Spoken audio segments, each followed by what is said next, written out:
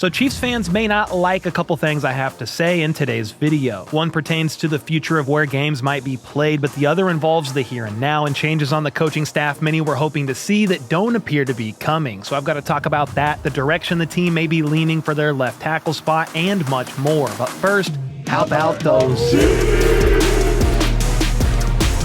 All right, first up, I'm going to move through this pretty quickly, but the legalization of sports betting in Missouri was narrowly approved by voters back in November with the goal of things being up and running by the summer or end of summer 2025. Well, it's looking like it's going to be delayed quite possibly until December of 2025. The Missouri Gaming Commission released a statement today saying the timeline has been pushed back, and this is due to the Missouri Secretary of State's office rejecting the emergency licensing rules. The Secretary of State is Denny Hoskins, and he rejected the emergency sports betting rules filed because the situation does not warrant an emergency rulemaking designation, per his words. The situation is a bit complex, but basically I really think they were trying to get all this passed before the start of the 2025 NFL season, which would have been September of 2025, and that may not be happening now. Regardless of your stance on sports betting, it's not going anywhere and is only growing. In fact, commercial sports betting revenue in the U.S. surged 27% to just under $11.1 billion through October in 2024 compared with the same 10-month period in 2023. So love it or hate it, it's here to stay. Residents of Missouri just sadly may have to wait until over halfway through the football season to fully take advantage of it all. Next up, a lot could be changing here in the future for two franchises, the Chiefs and the Royals, because the talks of them moving to the Kansas side of the border is only increasing. Missouri is reportedly wanting to put something out there for the November ballot in 2025 in regards to trying to keep the teams there for years to come, rather than them moving on around the time of their lease expiring in 2030. One option they are throwing around is a 20-year extension on what they currently have going on with the stadiums they are playing in. But the problem with that is the teams seem to want a new stadium, and they could get a new stadium in Kansas City without a public vote even needing to be passed. As a reminder, Jackson County voters rejected an extension of the current stadium tax back in April of 2024 to fund a new Royal Stadium downtown and renovations at Arrowhead for the Chiefs. The plan was pretty poorly presented, a big reason why voters shut down the extension on the stadium tax, but this definitely frustrated ownership of both teams, and I would assume they lost confidence in being able to get something passed through a public vote. So you could either try that again or go in a different direction that wouldn't require a public vote at all and could be decided on as soon as this summer. That direction is on the Kansas side of the border, and they are offering Star Bonds. Star Bonds stands for Sales Tax and Revenue Bonds and are a way for the Kansas government to provide upfront money for attractions. They are actually one of only 3 states that have this, to some, controversial funding system. Well, both the Royals and Chiefs are not only intrigued by this, but per Bob Fesco of 96.5 The Fan, they are leaning towards actually moving to Kansas. I think both teams are leaning towards the state of Kansas right now. I've heard from both parties involved, people from both organizations that know what's going on, have both said that Kansas has been a great partner to work with. Missouri's talking about trying to get something on the November ballot, okay? By the time November rolls around, ground most likely will be broken in the state of Kansas on these stadiums, as opposed to what's going on in the state of Missouri. Well, if that is indeed the direction the teams end up going, that means the iconic Arrowhead Stadium that's been up since August of 1972 and is one of the oldest NFL stadiums in existence could simply become a thing of the past in roughly 5 or 6 years. I'd love for them to stay in Jackson County, Missouri, to be clear. At least the Chiefs, I live 15-ish minutes from the stadium and have gone there off and on my entire life, so I would love for them to stay, but I can't blame ownership for wanting something new, and if Kansas manages to lure them over and make the process even easier, that obviously is a big get for them. But hey, what's your take on this? Do you guys care if they stay at Arrowhead or move to the Kansas side? I've talked to a lot of people that said, hey, if they just stay in the Kansas City area, we don't really care if it's Missouri or Kansas. Others, though, would not want to see them part ways from Arrowhead due to its iconic nature and it being a very old, iconic stadium in general. But let me know your thoughts on that as to why, regardless of your stance, in the comments down below. All right, and some actual Chiefs football news. The team officially announced the hiring of Matt House and Chris Orr. Matt House is the team's senior defensive assistant, and Chris Orr is the defensive quality control coach. I talked more about this in a video last week or the week prior, so this isn't new news. It just wasn't officially official, and now is. Matt House was actually KC's linebacker coach from 2019 to 2021, leaving to be the defensive coordinator for LSU before coaching most recently with the Jags last year. So he's back. Meanwhile, Chris Orr is a former teammate of Leo Chenal and most recently was the linebackers coach for Jackson State, and he is now with the Kansas City Chiefs. So those two were added.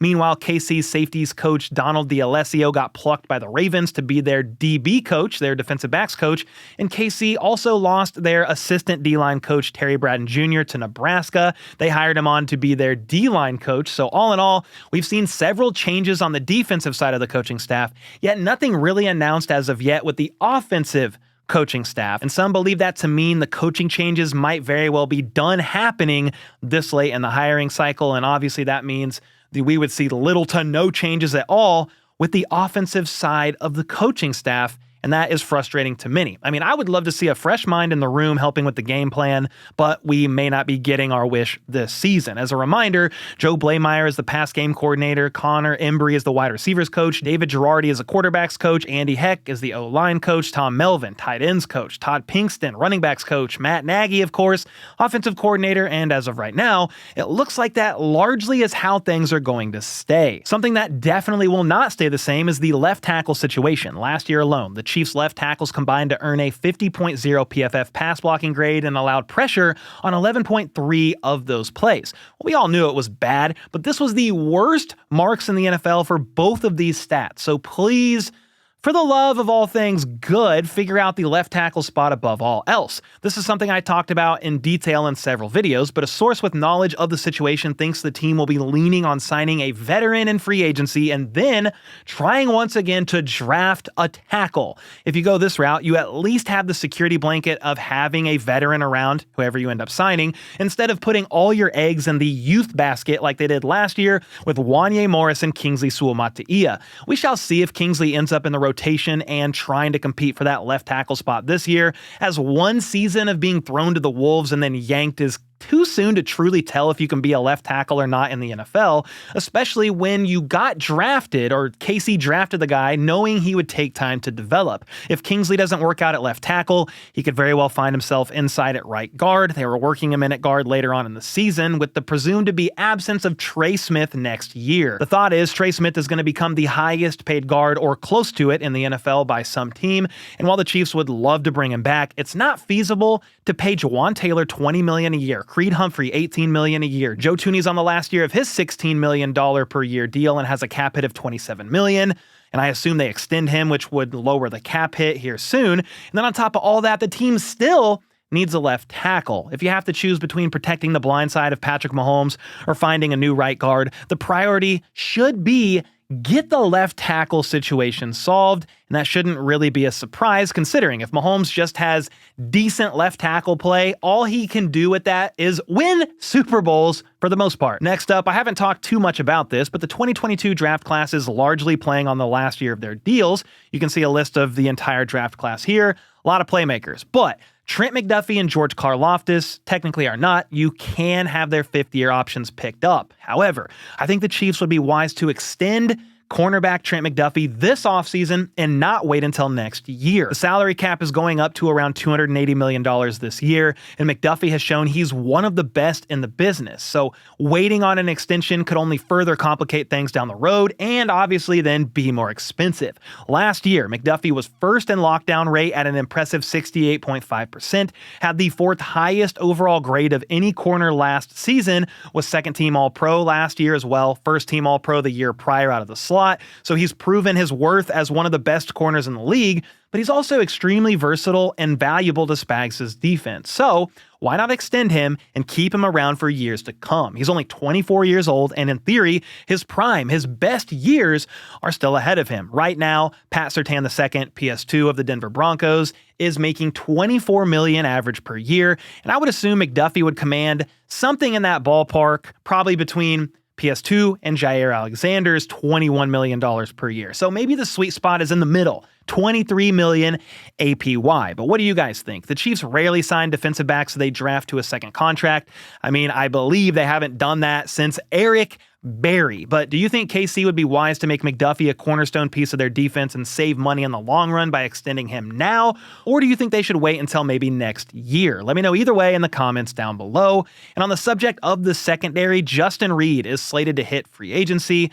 But what if the team opted to bring back a former safety on a cheaper deal in 29-year-old veteran Juan Thornhill? It was announced today that the Browns would be moving on from him to save a little bit of cap space, so he would definitely be an option to bring back. He didn't play his best ball in Cleveland, to be clear, only tallying 4 total pass breakups and 0 interceptions in 2 seasons with the team after having 8 pass breakups and 3 interceptions in his last year alone, 2022 with Kansas City. It's hard to read too much into that though, because the Browns defense was not great at all, and that wasn't helped by their abysmal offense. The defense finished 27th in points allowed last year, and as a team, they were 3-14 on the year, not good. Thornhill also only played 11 games in 2023, and then 11 more in 2024, missing a combined 12 games in 2 years. That's why I think he could potentially be brought in on a cheaper veteran deal with Jaden Hicks and Brian Cook carrying the bulk of the workload in the safety room.